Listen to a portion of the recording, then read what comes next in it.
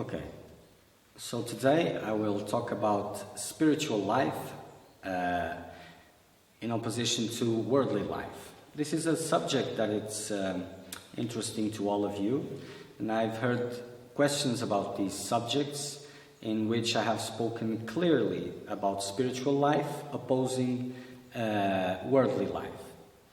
But what does this mean? This hasn't been clear for most of you, but I'll try to explain. I will use a question sent to me in Portuguese, but I will translate it, and I will use this to clarify this question, this topic. So during this time that I didn't send more questions, a lot of things have happened in my life. Between them, I've got back to my marriage, and I've moved to a house which is close to a temple. I will not say what temple, of course, but okay. And I got in touch with practices and theories that have started to make sense to me. But still I get confused because I remember hearing you say, including in a new video, that we should be careful with knowledge and of practices and philosophies so that they don't feed our illusion instead of setting us free and pulling us towards truth. So this philosophy speaks about the possibility of balancing the activities of family life and professional with the quest with enlightenment through the practices, especially this practice. And emphasize that spiritual life doesn't really necessarily demands letting go of all mundane activities, even though it also accepts that possibility. I would like to know what is your vision about that line of philosophy that in this aspect seems seems to be different from what you're saying in your videos. In them, I could understand that you believe there's not much room for the spiritual life and worldly life at the same time. Well, you have understood correctly. But what does this mean? It's what we're going to see if you have understood correctly or not. So, this coming back to this relationship, this marriage, and this philosophy that speaks about carrying everything at the same time. Well, what is your motivation of coming back to the marriage? Is it about to satisfy worldly goals of human happiness, of marriage, realizations in this field, or is this about freedom? You're the only one that can say this correctly and evaluate this correctly if you want. You see, because the problem is not philosophies, teachings, or practices. You're the problem. Let's make this crystal clear. You see? Why are you the problem? Because you are the source of the problem of illusion, and you will be the source of its solution also. So the circumstances where you find yourself, they don't determine if you're having a spiritual life or a worldly life. What is a spiritual life? A spiritual life is a life which is lived for the only goal, which is liberation. Worldly life is a life which is lived that has many goals, and they all sum up to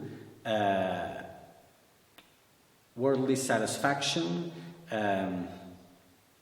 circumstantial happiness. Happiness through circumstances. So the improvement of human life, of human circumstances of life. You see? So this is what makes the difference, is the motivations that you have and not the circumstances that you're experiencing. Because same circumstances can be used with opposite intentions. You see, someone may be having a monk's life in a monastery or an ashram or whatever, and having spiritual practices. But in the spiritual practices, there is just complying with the practice, with the schedule. But the real happiness comes when it's time to eat, it's time to be amongst others which are in the same place. It's about showing them how good you are, how valuable, the same quests. And you can be in a monastery with a monk's life, and you're having a worldly life. You can be in a worldly environment, detached from worldly investments, innerly detached from worldly investments, and they will reduce, because if you're not interested, they will have to reduce. But still, you're there in the middle. But your attention is not on these activities. It's on the life of the process. It's on your quest, on your practices. This is where your happiness comes. When everybody is resting, you are sharp, alert, and you're working with your meditations, your studies, your spiritual practices. And your goal in your life is freedom. And you're detached. It doesn't matter if you're there in the world, in the middle of those people, because you are free. If guidance tells you to move from this, you will move, because your attention lies in guidance, in the life of your process, not in those things in particular. You see, there is a difference. And maybe or not, it depends on your needs. You may go to a spiritual place where these practices are, where this environment is, or not. It doesn't make a difference, because if the spiritual process, the life of your process is awakened, the guidance will be there, and guidance will lead you where it makes more sense according to the level of your illusion. So worldly life, or the worldly circumstances, they will not be, especially in the beginning, a source of happiness. These will not be the investments.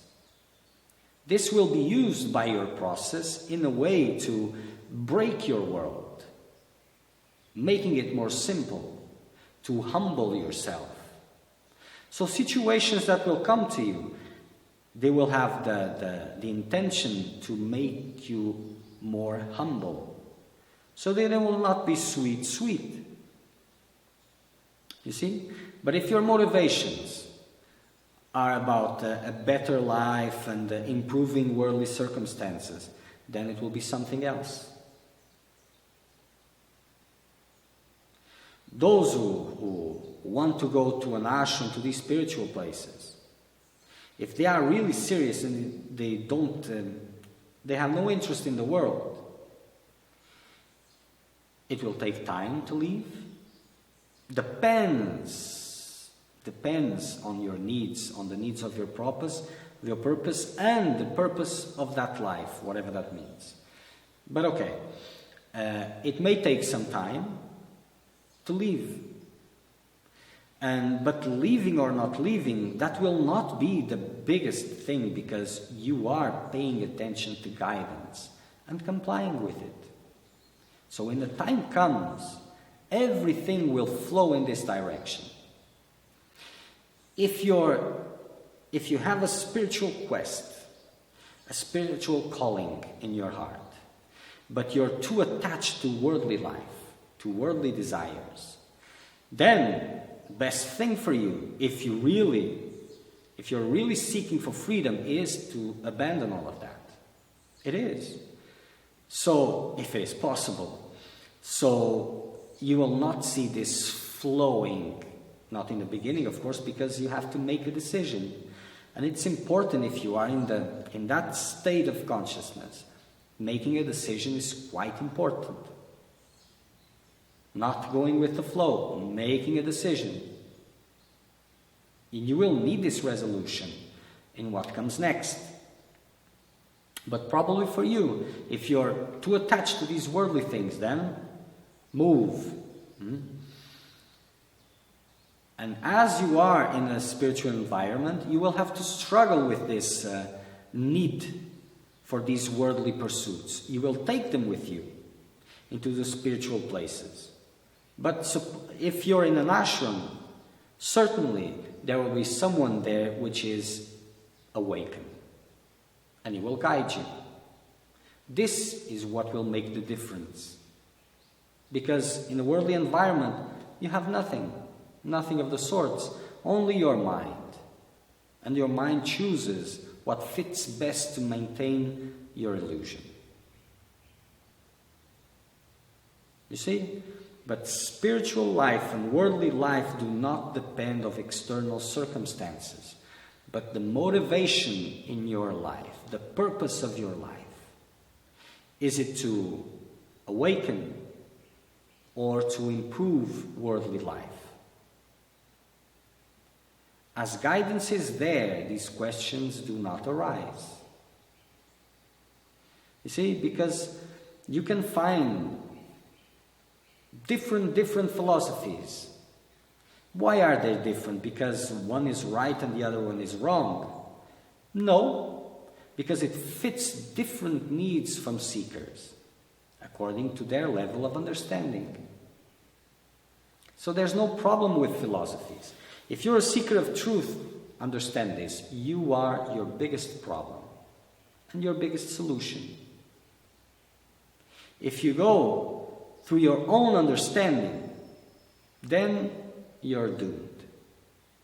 You see, this has to be trained to listen to guidance and to obey it, not to make any rationalization about it. As this is choosing the path for what makes more sense, what does this mean, making more sense? It means it's fitting in your world. So it fits in your own illusion. There is a different making sense, which comes from here. But this is different. Your heart must be set on the path already, unquestionably. Then you can trust this. But if it is defending your attachments, so this is nothing. You see, a seeker of truth follows guidance, whatever guidance points to. It may take him to an ashram. It may then, from the ashram, make him go somewhere else. But the process will be alive. He will be feeling this, knowing this, no doubts. Only fear in letting go things and breaking attachments and all of this. This will be his experience, but not doubts. Doubts will not be there. So if you're having doubts, it means your process has not reached the level of intensity which is needed for guidance to be present. So do nothing else and intensify your process with whatever practices you have at hand, especially meditation. Intensify it for the life of process to arise. When it arises, guidance will be there. Some have to let go of the worldly environments and go to spiritual places. Others have to. Guidance sets the path. For seekers of truth. Not for those who say they are seekers of truth, but for those who really are seekers of truth. This is very important. So circumstances do not determine if you're having a spiritual life or a worldly life. But what you're really going for through life, your desires, what you're investing, this is what determines. So, is your marriage a part of this worldly life or spiritual life? It depends. Has it come to you during the process of whatever you're doing for freedom? Or is it because of your worldly needs? Was it brought by guidance or by your own desires? Is this intensifying your spiritual practices and your path towards truth, or is this distracting you? You will have to evaluate. Are you in the process of creating a better relationship, whatever this means? What does this mean, better relationship? A relationship where you are respected, loved, appreciated, or are you in this relationship, using this relationship as a means to humble yourself, to open yourself to love, to see the other as he really is and love him apart from your own desires and interests? This will determine. Even if you're doing these things, opening up yourself, humbling yourself, and all of this, if you're doing this to improve the relationship, this is a worldly goal. If you're doing this to break your own illusions for freedom, this is a spiritual goal. This is quite important. The majority of you still trusts a lot in what comes in your mind or what comes in your heart. It is trustworthy only when you're completely dedicated for the quest for truth. If worldly desires are still there, lingering, this will give the feedback, right or wrong, in both circumstances. It is trustworthy only when you're completely committed for the quest for truth.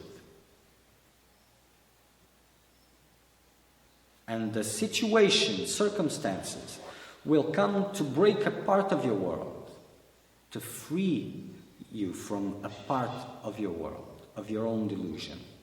And when it's finished, then circumstances are useless again. They may remain or they may change. But for a seeker of truth, it doesn't matter. It just follows guidance. A seeker of well-being follows his needs, his own needs, his own ideas.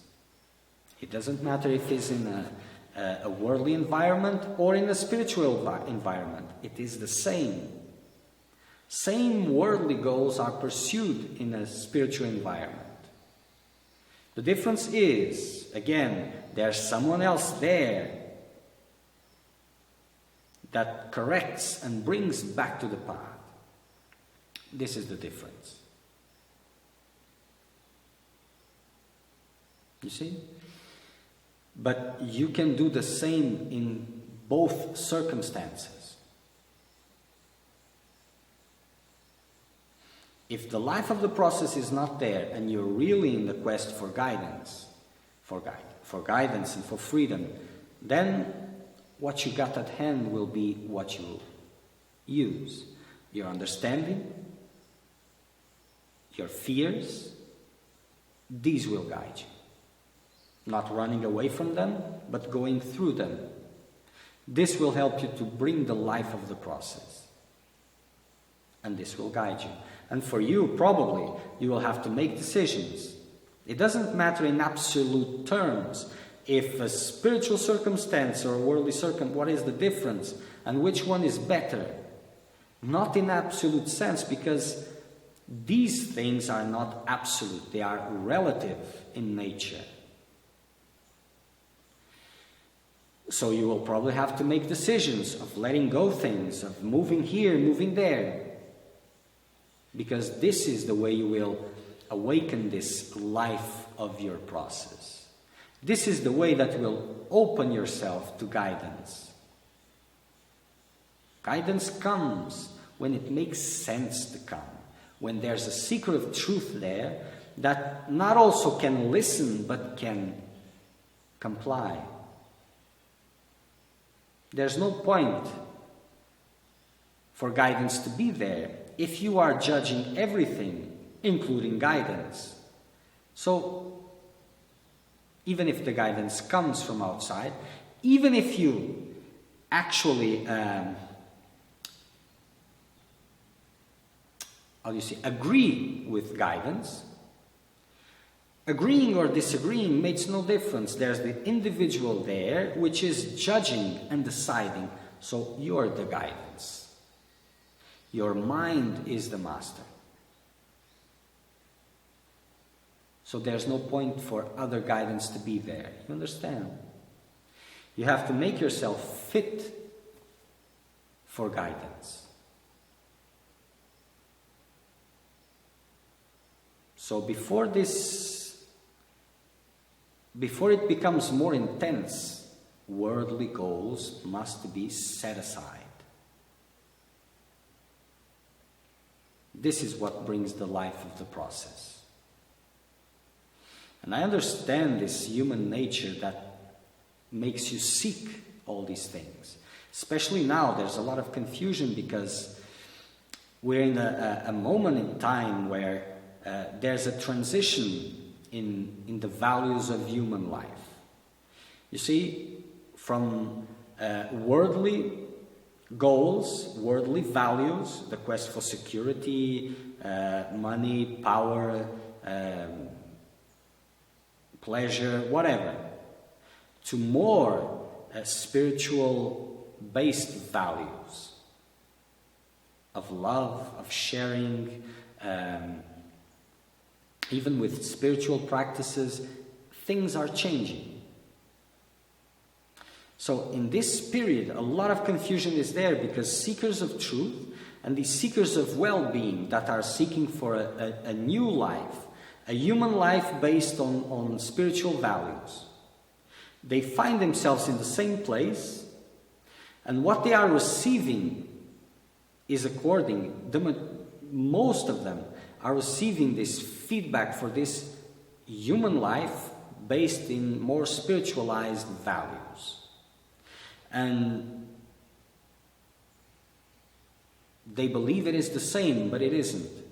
You see, because these new spiritual people that were the worldly people, tomorrow they will become the worldly people again in this transition, after the transition is gone. Seekers of truth will always be seekers of truth. But in the middle of this confusion, they listen at the teachings and they get confused. You see? Even these expectations about these places. What is to become a spiritual person? It's a smiling person, a nice person, a good person. And these are just side effects, if they are present. A spiritual person doesn't have to have anything to do with this. You see? But the worldly goal, the worldly mind, the worldly person believes that if she becomes better, more nice, more loving, then people will come close. They will have everything they need from the world. This is worldly mindset. You see? So when they go to these spiritual places, this is what they are looking for. So the one which is giving the teachings has to be a smiling person also. This will confirm that this is for me.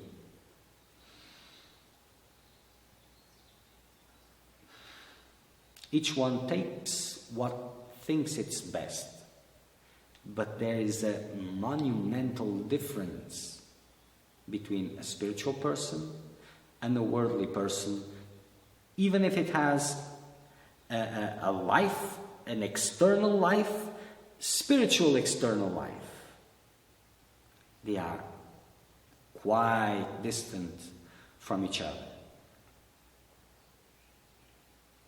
You see? So for a spiritual life, external circumstances, they are not quite revealing.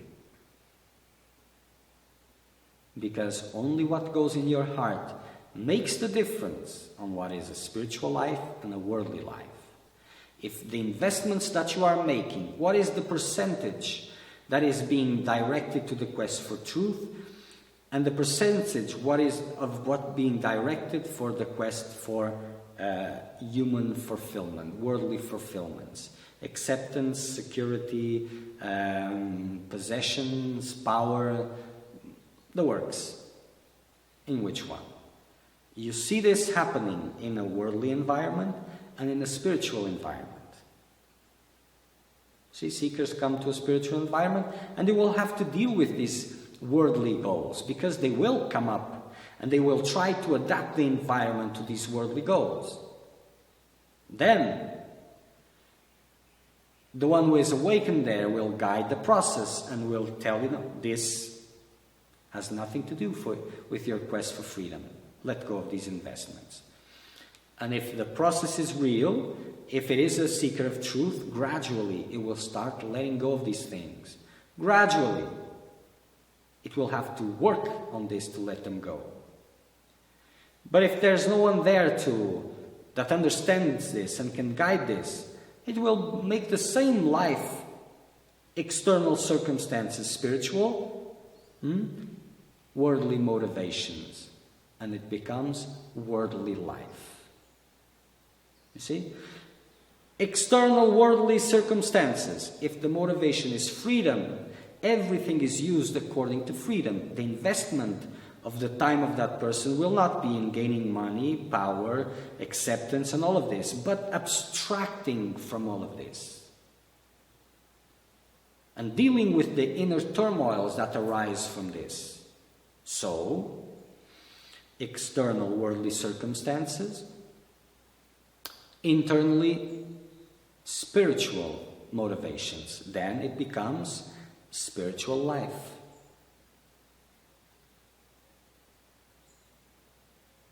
For the seeker of truth, guidance sets the path. Or common sense. If it doesn't have guidance, common sense. What is common sense? So I want to dive deep within me. I'm seeing my difficulties and what is arising and the difficulty that the world is offering, because the world will counter your struggle for freedom. So, common sense says, seek circumstances that are more suitable for your undertaking now.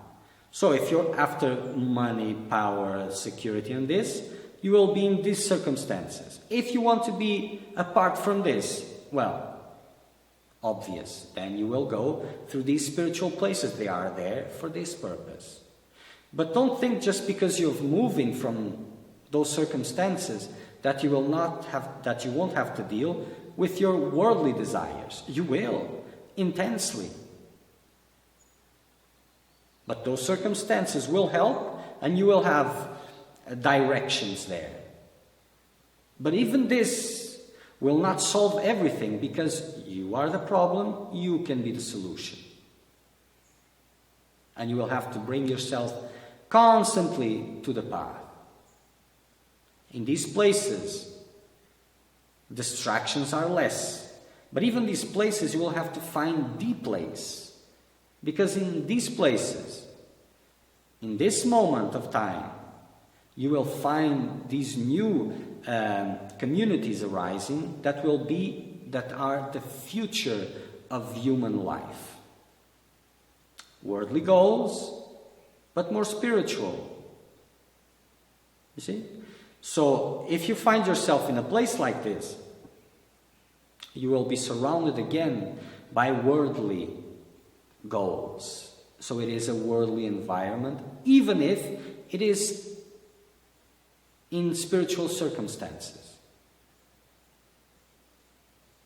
So your motivations, real motivations, will help you in the right direction. So even with these motivations, you have to be careful, because if they are there, probably you will go to a place where you can fulfill them. But if you can find a spiritual place, externally and internally, with people there that in a quest for freedom, then you will deal with these worldly goals and you will free yourself from them. External circumstances make no difference. External circumstances make no difference. Internal motivations make all the difference. If you don't have guidance yet, intensify your process so that the life of the process can come. If you know your fears, attachments, start questioning them, start facing them. Make this a part of your spiritual practice. And yes, these spiritual places, they can help you a lot. The majority of you that make the question, do I have to let go of everything for the quest for truth? The majority of you are asking this question because you are attached to these things. And the answer is yes. For you. For the one who is not attached to these things, the question doesn't arise. And even if it's arising out of a wild curiosity, the question is not yes or no. Depends on guidance and what your heart is saying. There's not a path which is equal to another's. Illusions set in the same confusion, in the same one, that you're an individual. But its ramifications, they are quite different. So the process will be quite different.